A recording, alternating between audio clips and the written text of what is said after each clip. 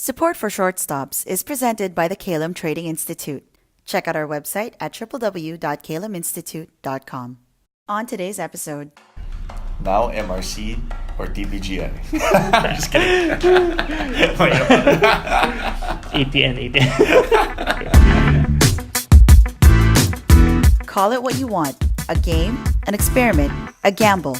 But stock trading in the global financial markets to us is a business. Every day you're surrounded by the noise.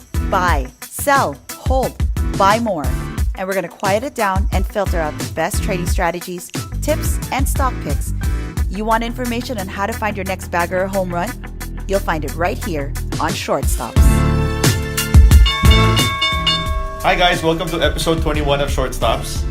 Last week, we talked about market expectations and where we think the market was heading. And I promised you guys at the end of last episode that we'll be talking more about stock picks. And with me today is Caylum Head of Research, Mr. Zarr Pacificador.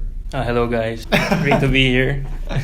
Alright Zarr, the biggest challenge today is that the market is not that cheap, especially with rates going up, right? But what we're seeing here today is that a lot of individual issues have been sold off a lot more than your regular blue chips. So let's play a quick game. I'll throw out the sectors and you tell us whether it's like, dislike, or okay lang, and tell us why. Game? Okay. Alright. Okay.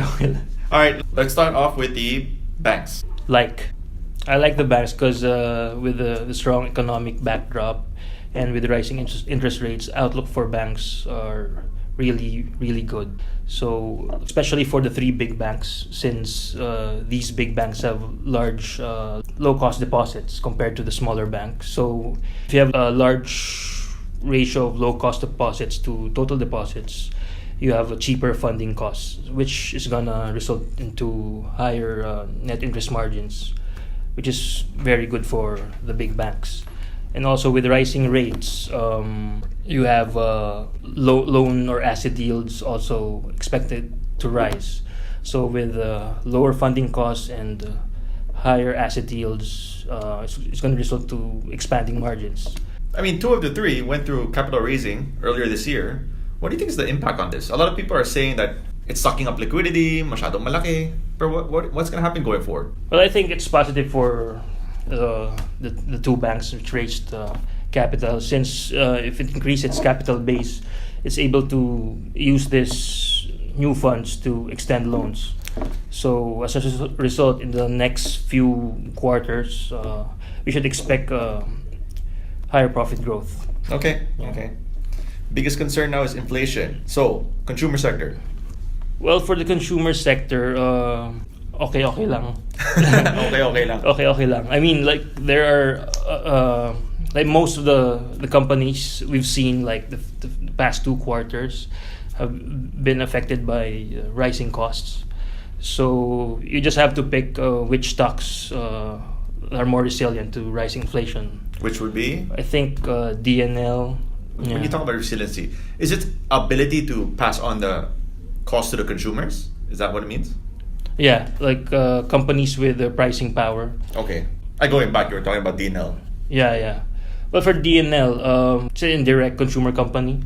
So they produce specialty products for their customers. So they have high switching costs, meaning their customers will stick with them. So even if they increase their prices, their customers have no choice. And well, we used to like pizza, but we've seen the past 2 quarters, it's been hit with rising input costs also.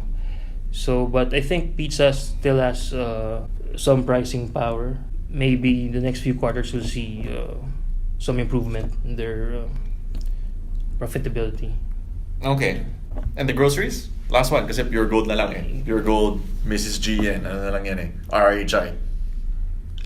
For retailers, it's going to be difficult for retailers also. For Pure Gold, Pure Gold recently had a better quarter compared to the 4th quarter. I mean, kaya nila, pero steady lang, parang tatamaan pa rin. Diba? Parang that's what happened recently. Parang, okay. Property. I like property. At the start of the year, there were concerns about rising rates, increasing borrowing costs, which hit the property sector.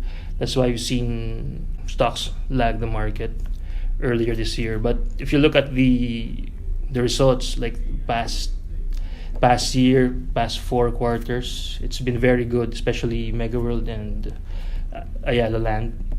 So if you look at the leasing, residential segment growth, it's been very, very good. Especially for Mega World, I think sales reservations was an all-time high. Like it went up 74% year on year last quarter. Also recently, Ali reported recent results, which was also very good. So just continued the good results since last year. So it's been growing like 20% bottom line for the past, I don't know, like 3 years already. So. And well, maybe we can just end with the last one. What about the casino sector? Casinos, we like casinos. Our view stays the same since last year due to rising tourism, improving relations between China and the Philippines. And so as you see in the past few quarters, even though like last quarter revenues slowed down, but volume growth still remained very strong. Especially with trade increasing disposable income, so it's gonna be positive for the casinos also, especially the mass market segments. Okay. Let's talk about individual issues. We have a list of stocks that people always ask us about.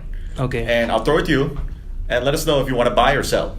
Bilis lang. Okay. All right. Number 1, MPI. Buy, strong buy.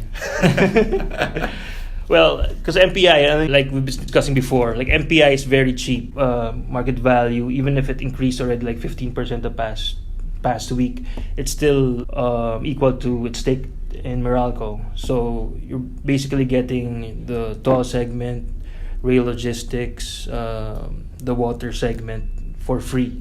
And also, it has a pipeline of projects. You're basically getting just half of the company. Analysts have like consensus target price for this company around like 7 to 8 pesos. So this current price is still very cheap, I think. 2, URC. Well, URC sell. I mean, it looks cheap compared to like before, but it's still struggling with its domestic business with the coffee segment. There are positives like improving Vietnam operations in Thailand. But still, they're still uncertain. So I think there are better opportunities out there. Even though they're recovering, you think there's a better value somewhere else? Yeah, like I said before, MPI. Bias to. I mean, like, kasi... Okay. 3, Semirara. Oh, Semirara. Well, yeah, buy.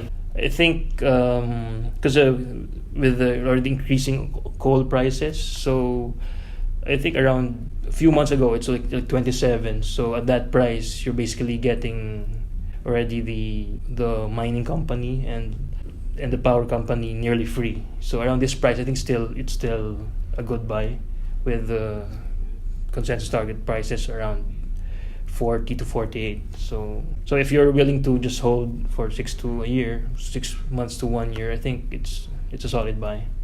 4, GT Cap. Oh, GT Cap, sell. But I thought you liked the banks. Yeah, but they have a problem with Toyota. So I like MBT, but because of the Toyota Motor Philippines, they've been reporting declining auto sales the past few months. Next question. I'll just give all 3 banks because you talked about how you like them. What's your opinion on BDO, Metro Bank, and BPI? Well, for the 3 major banks, I like MBT and BDO. Well, MBT mostly because it's undervalued, I think. And for BDO, while it's priced at a premium, it's the leading bank. Like for the past few years, it's been the leading bank for growth and investment. So it has the highest total assets, and it has the biggest low-cost deposit base. So funding cost is lower compared to the other 2. But for MBT, they have higher asset yields because they're more exposed. They have higher exposure to the consumer sector, I think. So around 25% total loans, with BDO close second. But for BPI, I think they have problems with their loan mix, so asset yields are lower and funding costs are higher. So even though BDO's trading around like I think 1.6 times or 1.8 times price to book, and MBD's trading around 1 times price to book, both companies I expect to do well in the next few quarters. Okay, so buy BDO, buy Metro Bank. Yeah. Okay. Next, Melco, Bloomberry, or Resorts World? Well, I go for still Melco. Before I said I like Melco because it was cheap. I think it's still cheap. Like around, I think right now it's around 6 to 7 times EV/EBITDA with sector regional average around, I think it's 12. I think. So MRP showed still sustaining strong gross gaming revenues. With Bloom, we talked about this past few weeks. They took on debt to buy the land. When they took on debt, we expect interest expenses to increase, so it's gonna affect the bottom line. Any comments on Resorts World? Well, Resorts World, I think it's not that cheap. I mean, for a casino which went through difficulties last year, I mean, I'm not really keen on it. Okay. SM Prime, Ayala, or Mega World? Okay.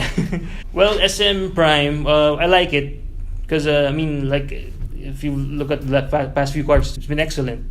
But my only issue with it is valuation. I'd rather have Ayala Land and Mega World.